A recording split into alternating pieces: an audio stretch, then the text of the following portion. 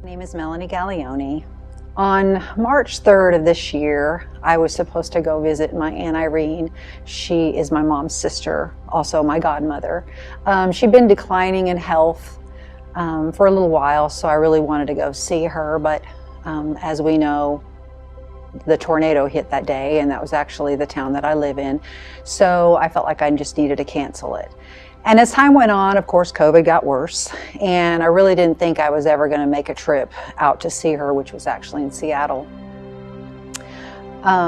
She continued to decline, and I had some family members that said, Mellonee, you really need to pray about whether you're going to go out and see her or not. They had told me that she was fearful of dying, and which broke my heart. Her and I always had a very special relationship. And so I prayed about it and made the trip to Seattle. When I finally got to see her, she was not looking very good, and she was very out of it.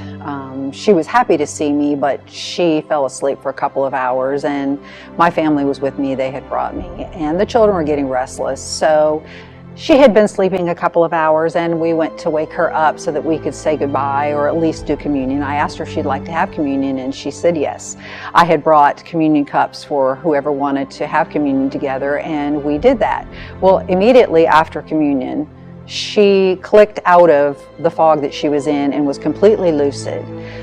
It was miraculous. And so I went over there and I began to talk to her, and I said, I understand that you're fearful of dying. And this is a woman who was 96 years old and had walked with the Lord her whole life.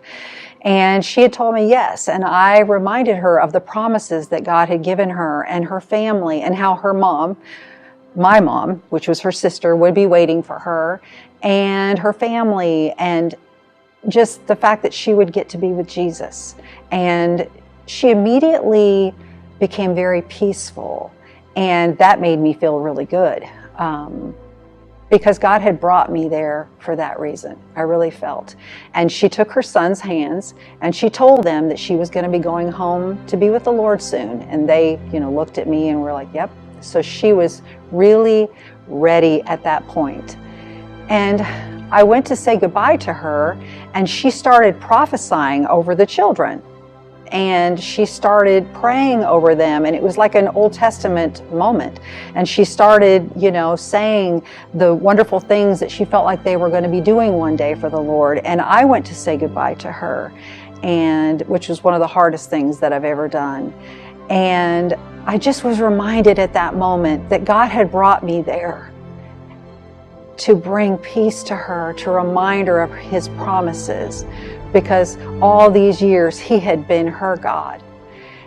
And the more I thought about it, I was so thankful that I got to be used in that situation, because He is my God.